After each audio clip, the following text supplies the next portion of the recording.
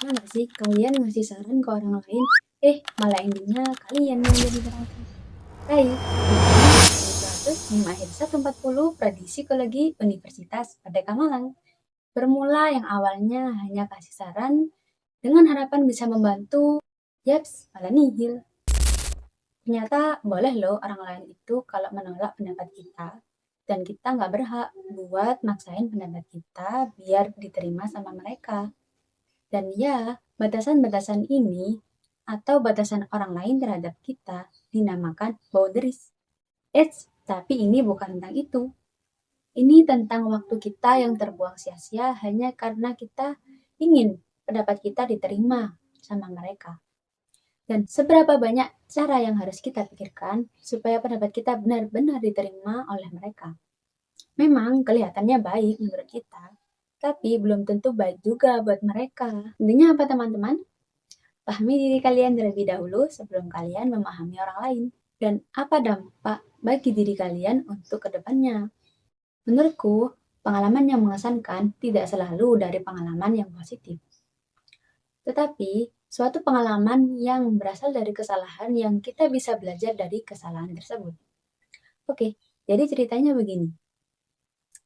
Kalau kita berteman, pastikan ada ikatan emosionalnya. Dalam artian, kita bisa tahu sisi baik dan sisi buruknya, sisi gelap dan sisi terangnya. Dan pada waktu itu, kalau aku berteman itu, coba deh kalian tebak. Aku berteman karena apa? Karena ramahnya? Bukan. Karena pedulinya? Bukan. Karena perhatiannya? Juga bukan. Dari sisi gelapnya. Entah itu dari beban mereka maupun dari tuntutan mereka. Dan kalau dipikir-pikir emang berat sih ya, tapi nggak tahu ya kenapa. Dan nggak tahu juga ya kalau cowok bisa ngerasa kayak gini apa enggak. Oke, balik lagi ke topik. Dan ini tidak hanya satu orang, dan nggak dimaklumi lah ya, karena pada waktu itu masih masa-masa remajanya. Dan pada masa dewasa ini, aku berpikir bahwa hal yang aku lakukan sebelumnya itu berdampak negatif buat diriku.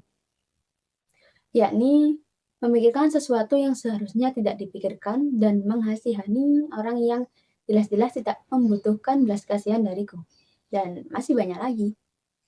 Hal yang perlu kita ketahui adalah kita harus tahu seberapa penting kehadiran kita terhadap orang tersebut dan seberapa penting saran kita pada orang yang kita tuju.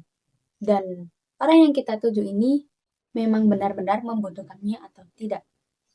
Ya kalau dipikir-pikir emang rumit, makanya mikir biar kita bisa keluar dari kerumitan itu. Oke, sekian video dari saya. Silakan untuk saran dan masukannya. Kurang lebihnya mohon maaf. Wassalamualaikum.